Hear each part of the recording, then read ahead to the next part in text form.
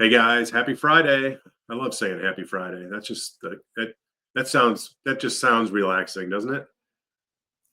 It does. Like it sounds like there should be like a little drink with a pink umbrella in it that you're handing me right now. I mean, who Well, I doesn't mean, like a Friday? Who doesn't everybody like a likes Friday? you got it, man. Christy, I mean, it looks like you're on a beach somewhere. What's going on? I am on a beach somewhere. Well, not physically on the beach, though I'm looking at it right here, down in Georgia, visiting my parents and, hanging out for a day or two, which is always a pleasure. You think about your parents, and I love my sweet parents. They are though obviously being my parents, they're a little older, and you have to think about the number of times that you're actually going to get to spend with them. And so every second, every precious second matters. Right on.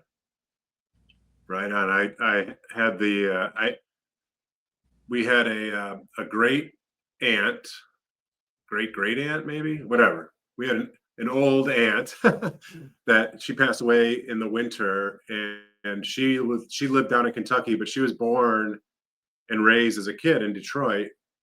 And her kind of last wishes were to have her ashes buried with her mother in this cemetery in Detroit. And so all of her adult kids, very adult kids, are all older than me, my cousins. They live all over the country. So they all came into Detroit a couple weeks ago, and they did this beautiful kind of graveside ceremony for their mom. And my dad wanted to go, and he's been just battling some crazy health stuff. And long story short, about midway through our day, he wasn't feeling well, and we took a precautionary stop at the ER. And like 8 hours later, hanging around in a emergency room, getting all the tests that you go through in the battery test. Not exactly the time you want to spend with a parent, but that's part of the trade off too when we get to this part of our lives. Like You remember? go ahead, Gibby. No, go ahead. I feel so lucky that my parents took such great care of me and did a great job of raising me. We're not going to be Maury Povich, where it's like, everything is bad. No, my parents were great. And, the mistakes I made are my own. Hopefully I've learned from them and I continue to grow. But I feel it's like such an honor and a privilege that we have a relationship and that they're still around. And I get the privilege and the opportunity to even care for them in some way. That's right. We get to this. I remember texting with you, Brian, when that was going down, and always Yeah. always a treat being at a hospital. You never go there for a good reason. But No. yeah, babies. I'm sorry, babies. Can we just say babies? Oh, yeah. Babies are a good reason to go to a hospital. Well, Hey, by the way, shout out Adrian Hernandez, Ben Locker, Vice President of Sales. Speaking of babies, he and his wife just welcomed baby number 2 to the Hernandez family. So congratulations, Adrian. He's probably not watching. He's either catching a little bit of sleep or in the middle of newer dad duty. So congrats, Adrian. yeah, circle of life. I my mother-in-law passed just over 4 years ago of pancreatic cancer. Turned 62 on a Friday, passed on a Sunday.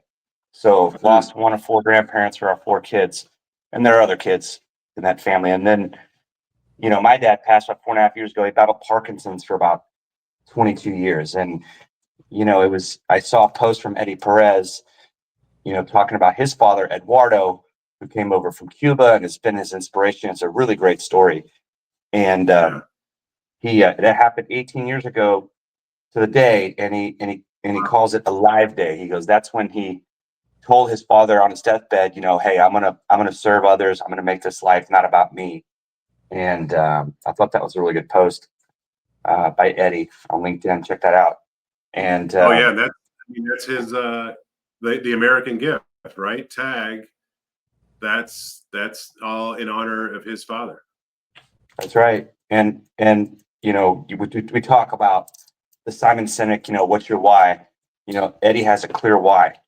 And to transition this into work, when you're serving the underserved, especially when the last administration, the CFPB came out and said, if you don't help, low AMI borrowers, we're going to come after you. Literally, like their deputy director sitting in a room with all of us executives, setting goals and benchmarks for lenders to lend higher than there's actual borrowers in the system to serve. You go out and you serve, and then, quite honestly, you do crappy loans and FHA manual government loans like we do and Eddie does, and now 200 lenders on a credit watch list. It's damned if you do, damned if you don't. So I will say that that when you get on a watch list with HUD, there's a process. It's not like, okay, you're all gone, you're all done, you're all losing your ability to do HUD underwriting. So here's some advice for anyone that's listening that cares to dance in that space. IMBs do the work. It's not banks. They don't do the work. In their defense, the government sued them using the False Claims Act from the Civil War era for doing the hard loans. So it said, screw it. We'll just set up correspondent conduits and buy it from lenders like us to do the hard work. And so, the advice for anyone listening is, if you have to watch your DQ numbers, like the moment they come out, you have to go through them. You have to go through them loan by loan. You have to have policies and procedures in writing of how you review those loans. You need to know down to the loan officer. If you have one loan officer that's way out of balance, you may need to take their ability away or get them to find, other types of business or a branch or even an MSA, which, the bombastic, clickbait, press that's out there, what they said about Eddie Perez is total BS. But there are 4 areas territorially that they're working through issues, and so it's not insurmountable if you're on that list. And I saw the list this morning. There's some pretty big names in there. And all is not lost. You can call your guidelines back if you want. To your point, Christy, we had a great. We were talking pre-show here. I was listening. Carrington does a good job. Nolan Turner, he's been going around for over a year now with tons of data talking about, HUD delinquencies, and they're on the rise. And they stepped in where, subprime kind of fell out after 2010 Dodd-Frank. Non-QM is in there, but if you want to do a full doc tough loan and you want to help someone get the American dream and they're low in AMI bar, area media income bar, you're gonna have some bad loans. I always joke I have the Ginny DQs to prove that we're doing the tough work. But you can get an early buyout facility through a company like Carrington. You can have those bought off of your list and taken out of your numbers to reduce your numbers. And you just have to show HUD that you have a plan and you're working on it, and it's not a surprise to you or to them. And so I know, Eddie and EPM, I know they're all over it. And there's some lenders on there, I don't know if they're all over it. You see some of these smaller correspondents, they may not have the ability to turn on the faucet and take in a bunch of streamlined refis to offset some of their numbers or take in more cleaner FHA business quickly. If you have a wholesale channel, you can call that back, you could shut it down, so, again, it's not insurmountable. It's not a death list. It's a warning. And it's just a sign of the market we're in. The last 3 years have been a brutally slow grind where people don't just go out of business overnight. They're grinding through tough loans. And it's nice to get this little uptick in refinance business to fill our revenue coffers, turn the faucet on, and help work through, HUD credit watch list. Well, what's interesting that you talk about that is the watch list is a numerator and a denominator problem. And if you only have a few loans in there and you have a couple that go delinquent, it can put your numbers out of whack pretty quickly. It's also a solid reminder that this business is extremely complicated. And there are lots and lots of moving parts that you have to be aware of and you have to educate yourself on. So I'm going to give a little plug for being a CMB here. But it's one of the things that you really learn as a CMB because you learn all facets of the business. And it's important to know and understand that because the one thing you do over here is going to have an impact over there. And you have to be able to manage to all of that in order to have a truly viable company. Yeah, Christy, before we went live and KP was just coming on, we were talking about kind of market averages and sometimes getting lost in the big average number, right? And not Right. zeroing in our discussion, we were talking about some market dynamics, but I think the same applies for what KP is describing around, the performance numbers in particular on an FHA book. And, I remember our days together at Flagstar, Christy. We had some tough meetings as business Good. operators around decisions that had to be made based on some early signals and signs that we were seeing in data, right? And some of those hardest decisions. Really interesting. That's actually a really interesting discussion, and using that, because you and I went through that together. And one of the things that we found was, one, our data wasn't in the place that we always had hoped it was. It wasn't as easy to Right. pull data and say, well, was this the cause or that the cause? There was a lot of guessing or hypothesizing, if you will. And then we'd have to go back and spend a week looking at data to try to figure it out. And hopefully people have their data in a better place. Maybe they do, maybe they don't.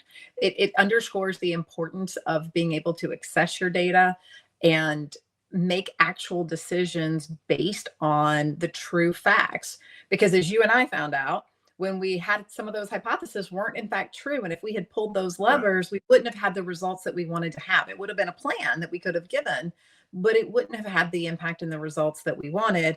And thankfully we had, not only our team, but the team around us that cared enough to do that amount of research. Today, how, this kind of transitions into a little of what KP and I were talking about, when we saw each other this week, that the business is shifting and moving, and data is just one way that we have to look at it. I mean, the other is, how are you using technology to impact that? So I think that goes back to this discussion. Had we had an artificial intelligent analyst that we could have gone back to and said, hey, can you work on this while we think about it? Maybe we could have made that decision in a few days instead of what took us almost 2 months to keep going back and forth with that hypothesis. And so the implementation of technology really has actual real world impacts on your business and how you operate. Well, you brought up the numerator and denominator, and as you drill down even to the LO level, I mean, you may find one LO that sent 10 HUD loans, and 6 of them are DQ, delinquent. And so you can start to play with that math if you drill down further and further, and it may be easier to fix than you think. You're like, hey, dude, in Atlanta, you're just doing a ton of really bad loans. Like we gotta work on this. Like, we can't let you continue. So it is a math equation, and you can drill all the way down. And so it's obviously a little harder when you have a wholesale channel. You have to think about your guidelines. So our stated guidelines in wholesale have a higher credit score than our retail channel, and so we get more clean business in a higher volume channel to offset the overall book for us. And that's been the way we've always managed it. And so when you look at some of the larger wholesale lenders, they don't do tough, low FICO, high propensity to be delinquent FHA loans. Whereas, people want to poo-poo the retail channel, but our retail channel just has flat out better guidelines. We're doing raw manual underwrites, and we're getting a lot of tough loans done, being offset by the bigger, greater book of a correspondent and a wholesale channel. And so there is some benefits to being a multi-channel lender. And so it's everyone's got to find and strike that balance. This is also like, I was going to just add, Christy and KP, that for our audience that perhaps is made up of originators and or brokers, or originators that sell to an aggregator, right, or deliver to a wholesaler like PRMG.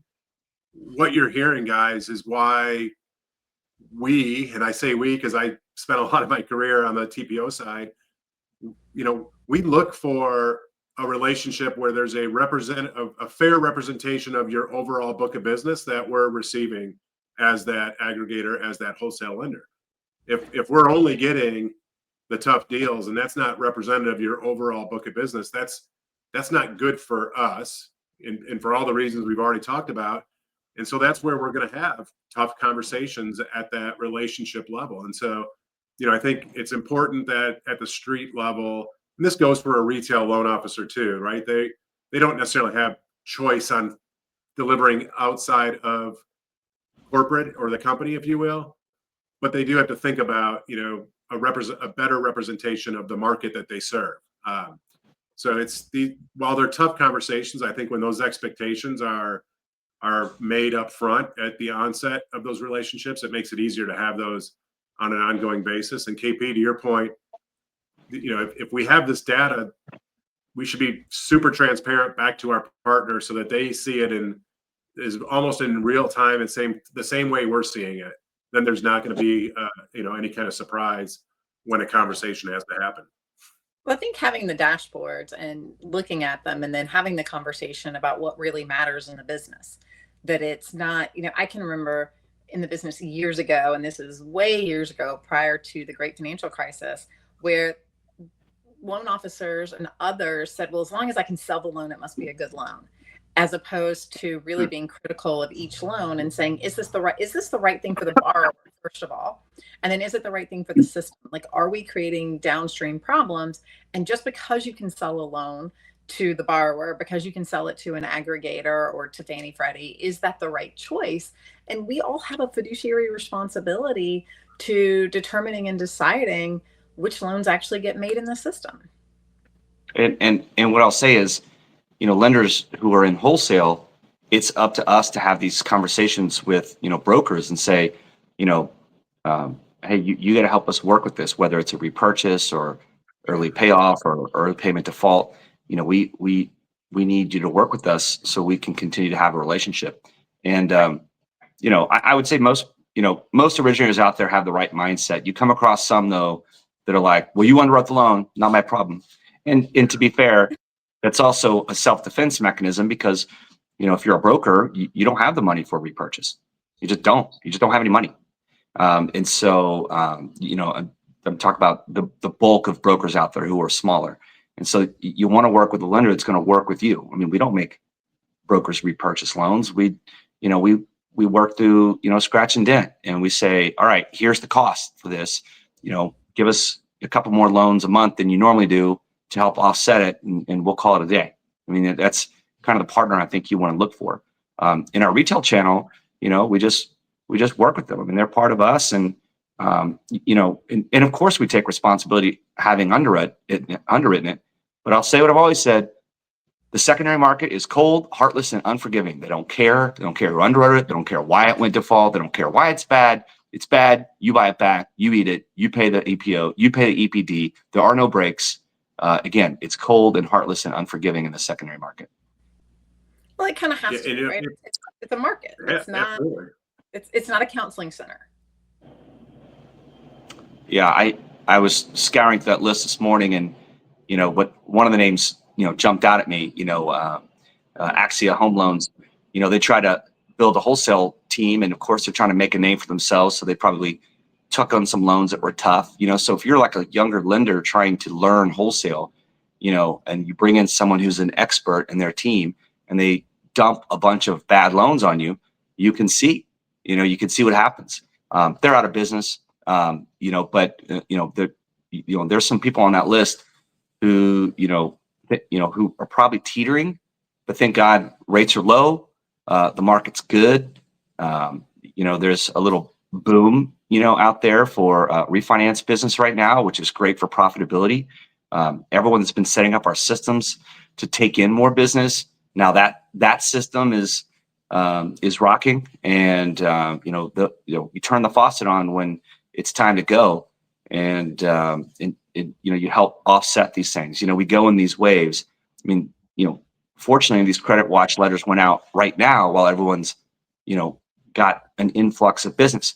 You could lower your FHA pricing on some of your easier stuff to take in more good FHA business to offset your book on your DQ numbers that are bad. And so rates are low. PCE came in at expectation. The month-over-month number was actually lower on the core than the prior month, which is great. So now we look forward to Jobs Week and next Friday's Fake Friday Jobs Report that'll get revised next year down, I'm sure, by like 100,000 jobs. But that's the next peg in this rate parlor game that we play as we bounce from data to data. If that jobs report is weak, or the revisions for July and August, final revision for July, are also weak. Remember, June was outright negative jobs created. So, will July or August be revised down? And will the headline number for October come in weak? If any combination of those things happen, you could see rates pierce back down towards that 4%, the perfect GPO 4.0 level, and maybe even pierce through it, depending on how weak it is. And we could have even more locks. I mean, I don't know about you guys, but like we're seeing just 50 to 60% lock volume up month over month. And I walked by our post-closing team. God bless those people. They're so amazing. I'm like, hey, I don't know if anyone's told you, but our locks are up like a ton. So next month's going to be busy, The way And then I was like, hey, we'll get you lunch. And then one of the guys is like talking to this one lady, doesn't come in, and he's like, you're going to need to come in to the office more next month instead of work from home. And they all just start laughing. So they got good spirits. It's a good problem to have. We've got job security. We get to do this, and let's make hay while the sun shines.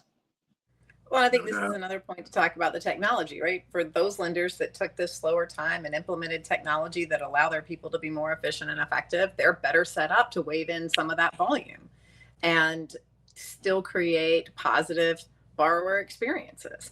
And so the work that we do through the ups and down cycles really matter in how we get to deliver when things get super busy.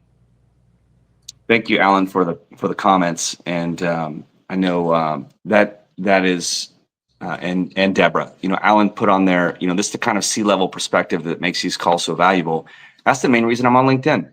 I just do 2 videos a week, and there's only a few shareholders and owners of lenders to get out there and put themselves out there and talk about this stuff. And this stuff does matter, and we want to know about it. I was on an owner-operator call Tuesday morning with the Mortgage Collaborative, and just talking about the challenges that we all face in all these different areas. And that's why we have the last word. That's why I do LinkedIn. That's why Brian puts himself out there more than anyone on LinkedIn with great content, because we want to share what we see, because there's an abundance of business out there. There's no secret. I have a group of Lenders One executives that they said they put a snapshot of that watch list this morning. What do you guys think? And, we've got some great people on there helping each other and adding perspective.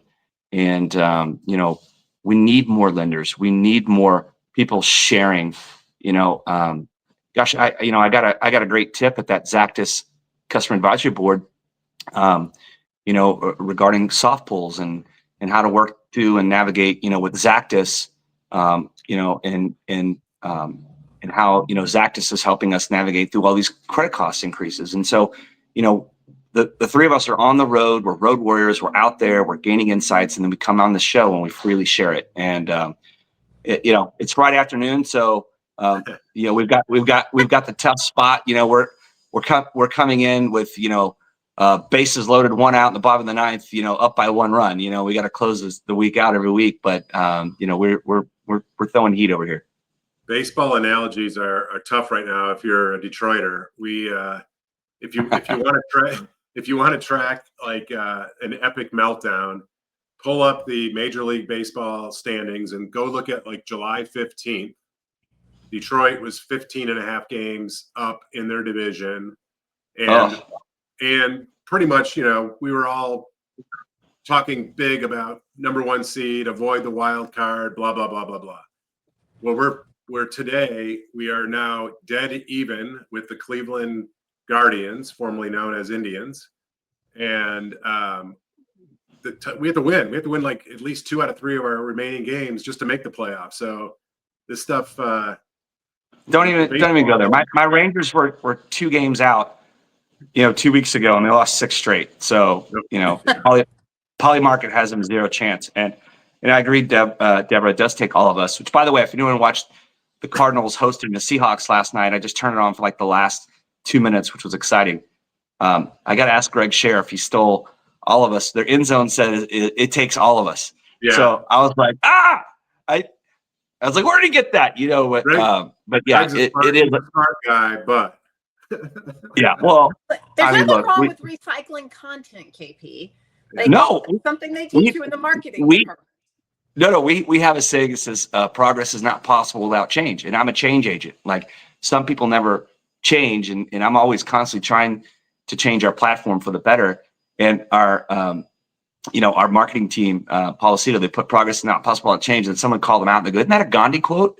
And I looked it up, and I'm like, "Oh shit, yeah, we stole it from Gandhi." And then Paul's like, "Oh, I don't know where I got it from. I heard it from somewhere." I'm like, "Yeah." But whatever, we're not above finding the good stuff and repurposing it. Swipe and adapt. Like it's a function, and it's what I hope that people get. And we're hearing it in the comments today that people get from these conversations. And it's one of the things I really love about our industry is that we don't, as the kids say, gatekeep. We're happy to share all the information, and hopefully somebody can put it to use. The differentiator for each of us is how we use the same information and how we do the thing. And that is unique to you, and you have the opportunity to do that. But we have the ability to share what's working. And to your point on the advisory board and going through some of the data and just the commentary, we all benefit from conversations like this, conversations that we have via text message. To your point, the passing around of the list this morning, and just talking about like how do we take this into our business and make our business better. And then if you're a broker sitting on here, you know that you're not making the underwriting decisions and you're not making the call on what the credit score is. You have to work with your aggregators and the people that you sell your loans to. Well, now you can be proactive and go to your partners and talk with them about the situation, see where they are on the list, see how you could help them. What are ways that you can be a good partner as well? And it's great for brokers to be proactive. And we're sitting here with our MISMO president, Brian Vieaux, Soon to be. incoming. Yeah. Well, but you're spreading the word of, the love language, the data language of mortgage tech and fintech. And so it's very important. People probably didn't know it was a standard, data set and what that means. As we all talk about data as the new oil, and now we're refining that oil and we're actually using it, for AI and a multitude of uses. How do you make it more streamlined? And Brian incoming is going to get the word out on that. And so it's a very powerful host of the last word to have that. And to your point, share this information with the industry and anyone that's willing to listen to us. Hey guys, a minute and a half left. We've got another, little bit of a crisis to avoid with a potential of a government slowdown or shutdown. What should at the street level, should LOs be concerned or thinking about the impact to a potential shutdown? And if so, what's one or two things they could be doing to prepare ahead of next Tuesday, Wednesday? Well, the irony is the stock market could sell off a little bit and money flow into bonds and rates actually get better as a flight to safety. Right. We've seen a government shutdown before last about 30 days in the Trump 1 administration. And, past his prologue a little bit, the Democrats are in the minority, but it requires 60 votes in the Senate for the continuing resolution to pass. And so they're making demands that they didn't get in the one big beautiful bill. And so the reality is, as usual, the party that's in the minority, it's, every time there's a government shutdown, it's always on them. And so in this moment in time, it's on the Democrats, and they're saying we want, Medicaid, Medicare, taxes, tax credits, and they want something thrown in the budget. They want to use the power as the minority in the Senate to get something that they did not get because they did not win an election a year ago. And so they'll ultimately take the blame, just like, the Republicans took some blame when they did this. And it's a no-win situation. So in the business, it's order your flood insurance now. If you have a property in a flood zone, order it now. Order it now. Like, you might be able to order it by Tuesday. And we might not get our BLS Friday jobs report next week if everyone's furloughed. And so, and you also might get an announcement today that all the job cuts in the CFPB will get done today. So they're not on the payroll on October 1st and then still have to get paid. And then, because everyone gets back pay, even if they're not working and there's a shutdown. So they all still get paid for not having to work. So it's a furlough. And so, yeah, I would order, I would order flood insurance. That's probably the biggest thing that would impact the way we operate. Well, I think this is an opportunity to communicate, right? So if you think about your business at the level, you were on the call today. So now you know you need to be a little bit more proactive. Call every borrower that has a USDA loan. Call every borrower who might need flood insurance. Reach out and educate folks. Take this as an opportunity to, a lot of broker meetings are on Tuesday mornings. So schedule some time to go and be with your real estate partners and do your research over the weekend. You could even use ChatGPT. Just make sure it's not hallucinating, but use the tools and use this as an opportunity to go educate not only your borrowers, but your referral partners about what it means, where things are going to continue to flow smoothly and where things are going to likely create hiccups. And if you do that in advance, you become the partner of choice. Love it. Well, guys, these calls, these shows fly by. I don't know if you realize it, but we just completed the Q3's version of The Last Word. So when we reconvene next year, we will be in Q4. So and we miss Courtney. We hope we get her back next Friday. Will get her back. We will have Courtney back for sure. Well, always enjoy this. Learn from you guys every week, every time we do this. I appreciate everything. To the audience, we love the engagement, love the interaction. If there's things you want to hear about in upcoming shows, drop them in the comments and we'll make sure we weave those into the conversation. Until then, this is a Crispin Commentary Marketplace show, The Last Word, and we'll be back here next Friday. See you guys. See ya. See ya.